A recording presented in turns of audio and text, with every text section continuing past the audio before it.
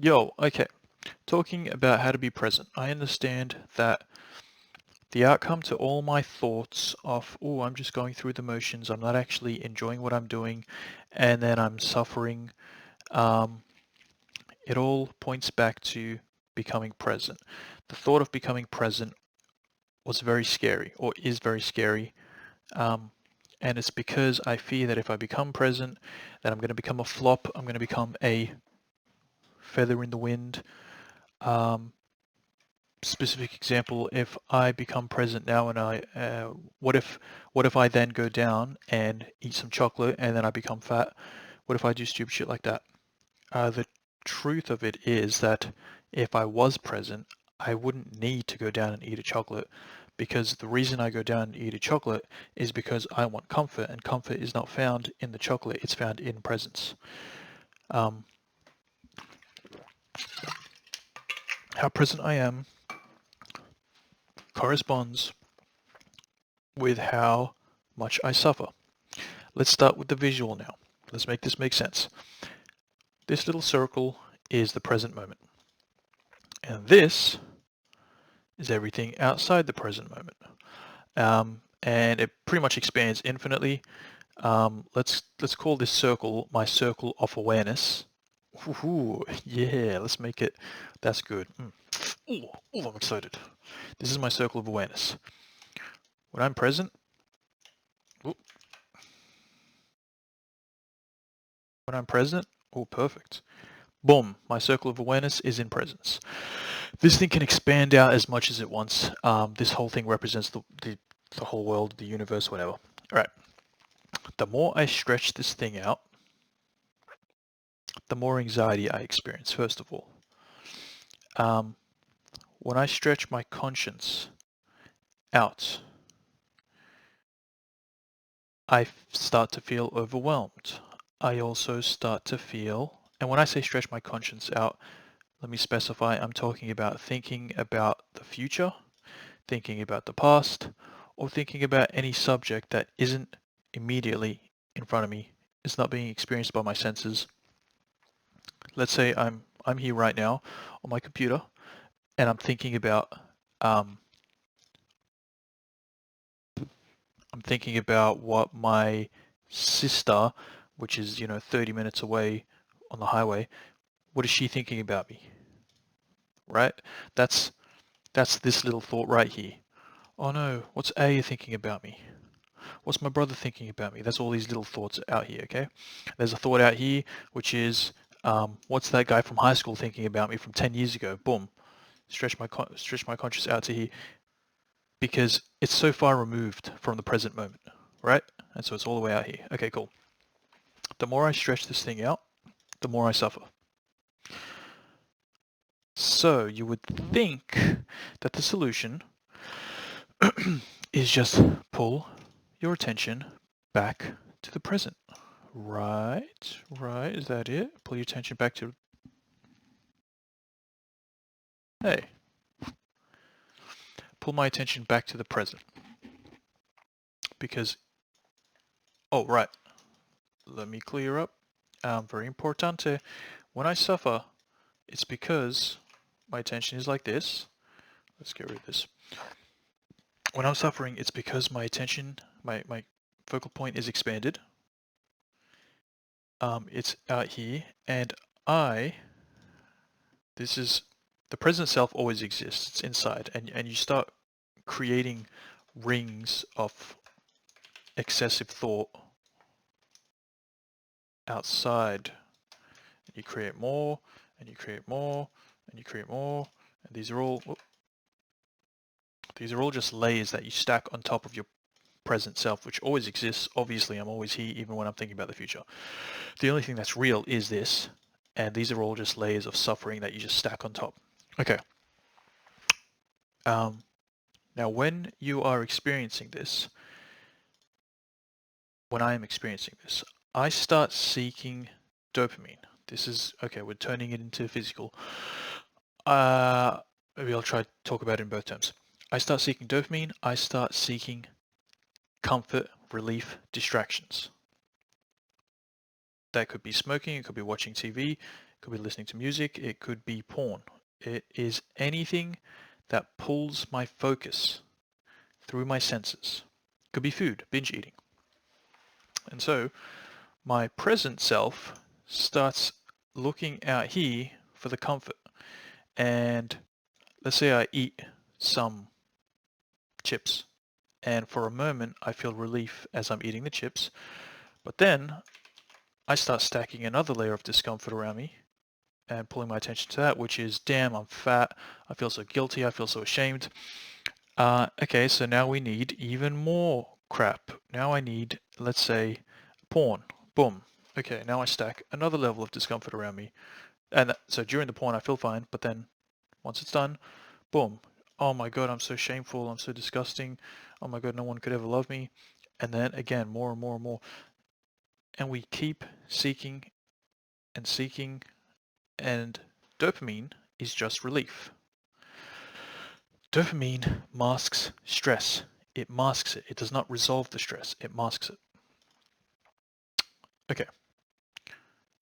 What we actually want when we're out here seeking dopamine is presence. What we really want is presence, which is why we do activities that pull our senses to whatever we're doing. All we want is to pull our focal point in to one space. And so let's say when we're watching porn, let's say this is porn. When we're watching porn, our focal point goes here, and the rest of it, I just try to cover it with my hands, the rest of it becomes invisible. This is it. This little circle, this purple circle is all that exists. The rest of it doesn't exist for a moment, and then as soon as the porn ends, as soon as you bust, boom, you're back here. You're back in this miserable reality. Oh man, 7 minutes already? Okay. Okay, so we understand what we really want when we're seeking dopamine is to be present. That's all we want. So why do we try so hard? Oh, and every time you seek the dopamine, you get even less present. You get even more stressed. You feel even worse, and then you want more dopamine, and then you feel worse, and you want more, until you realize, until you turn inward. So why is it so hard for us to turn inward and return to this presence, which literally always exists? There is not a moment where there is not a presence, and that is your awareness. Your awareness always exists. Why is it so hard to turn back? It's because to turn back is to experience what is to accept what is. So let's say I watched porn, and now I'm so ashamed of myself, and I'm attacking myself mentally. I'm saying I'm such a piece of shit for doing that.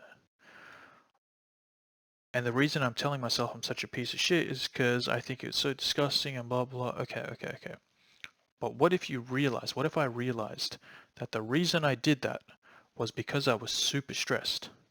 And the reason I did that was because I was so far from presence. And because I was far from presence, I felt so uncomfortable. And because I was so uncomfortable, I was seeking comfort, and I thought comfort was there. And so it makes sense that I would, with my monkey human brain, I would watch porn. And I can accept that for the moment I feel shameful because I watched porn. And if I accept it, then I don't have that extra layer. I literally delete that layer of shame. And I am one step closer to, my attention is now pulled less. And so I'm less susceptible to watching porn just because I accepted that my actions made sense as a human. Like I accept the human side of myself. And then I can say, oh my god, I'm such a piece of shit for binge eating. Why do I binge eat every night? But then I again realize that all I've ever wanted was presence. All I want is comfort, and comfort is in presence, but I didn't know. I thought I didn't know where to find it, and so I was panicking and I was stretching my brain out more and more, and I was looking for comfort, and as a human, I turned to food. And that is okay. I thought it was there, but it's not there. I understand that now. And yes, I now carry extra weight on my body, but that's okay. I carry that weight on my body now as a result of me not understanding that comfort is here in the present. It's me not understanding that food is not what gives me comfort. And it's okay that I thought that, because I'm a human. I can accept that. And if I can accept that, then I delete that extra layer where I'm trying to resist this body and tell myself I shouldn't have this. I should not have this gut. If I'm telling myself I should not have this gut, then that's that ring. That's stretching my attention. But if I accept I have this gut because I thought that food was comfort, and that is completely okay because I'm a human, and that's our human instinct. I accept that now, and I return to presence where the relief really is. I return to the presence.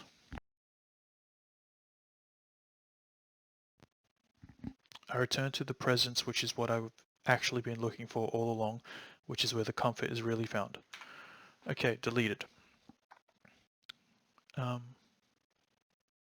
You do that, I do that for everything that pulls my attention outward. I do that for all the vices, and boom, I'm left with the present moment. And let me pull these here. Suffering corresponds to how far we have stepped out of presence. Yep, we've covered it. And worth noting that just because we step into presence, it doesn't mean we don't experience pain, but pain is not suffering. We can still experience pain as residue from the lack of presence we had before. So in this state, when my conscience is stretched out, the present me, my physical body, is in some level of pain. I'm not sure if it has to be, but I think it has to be. That's been my experience. I don't think I've ever stretched my conscience without eventually coming back to it and realizing my body is in pain, and I need to like massage my back or stretch my hamstrings or some shit, or my hips, whatever.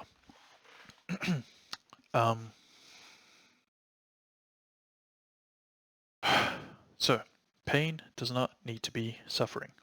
And when we accept the pain, which is accepting the pain as a result, as a repercussion of the stretching that I've been doing with my brain, I can accept the pain knowing that it's not permanent. It's there because I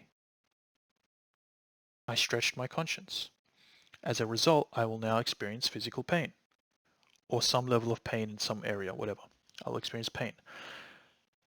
But now that I return my conscience to the present self, eventually, pretty soon, I will no longer have that pain anymore because that pain is only a residue of the stretching of my conscience. Great. So now we can return to the present moment. We can experience pain, but we can fully accept it knowing that it is only residue. And for as long as I maintain my presence, I stop recreating that pain so that as I hold the present moment, eventually the present moment will be less painful, less painful, less painful. And that's physically painful. There is no suffering when you're present. Suffering is the resistance to the pain. And if I'm resisting the pain, then I'm not being present. When we suffer, we seek relief by traveling even further and faster, right? And so that's us seeking dopamine. We create even more rings as we seek relief. What we really want is to return to presence. Why don't we just become present? Because in presence, we must face all the repercussions. That's all the residue for all those rings that I've stretched my conscience to. I need to return to presence and experience the repercussion for those things, which is difficult when you think that that's permanent. But knowing that it's okay, knowing that those are just the result of me stretching my conscience, and that the sooner I return to presence, the sooner the pain disappears, and that also, if I return to presence fully, the pain is no longer suffering, it's just pain. That lets us turn back. We are attempting to avoid the outcome of our actions. Yep, so acceptance of the outcomes. What's the solution? Accept the result of the actions. and in doing so return to presence. Know that any pain I experience in the present will not last, and the longer I remain in the presence. And we can tie this back into this thought, which is, I spoke about earlier that the thought that I feed is what grows. I am present, or I am comfortable. Hey, that's a good point. I am uncomfortable. I'm comfortable is a present thought. I'm uncomfortable is a thought that leads to us escaping the present. And the more I think about I am uncomfortable, the more it grows. And the more this very specific thought grows, the more rings, the more of those red rings we have. Well, now we're purple. I'm uncomfortable means this ring grows as well, or the number of rings. It's like an onion. I'm comfortable, as we feed that thought and we grow this thought, then these rings shrink until all we have left is the present self. And by comparison, this one will become tiny, and we feed this thought our focus. I am comfortable. I'm comfortable. I am present. I am acceptance. Going into Ritalin. Oh yeah. Side note: presence is flow state. Anywho, Ritalin and other dopamine vices, they take away. I would take a Ritalin if I thought that I am uncomfortable or I thought that I can't focus. Under the influence of the Ritalin, I would feel comfortable and I would feel that I can focus, but it would by comparison make me feel less comfortable and less focused while I don't have it. And so it's doing me more harm than good, because it is, as soon as I take the Ritalin, then by comparison without the Ritalin, I'm constantly feeding this thought, I'm uncomfortable and I can't focus. This would grow and grow and grow. And then I'd need to take the Ritalin just to feel comfort again. Cool. I think I have made it make sense, at least enough for myself.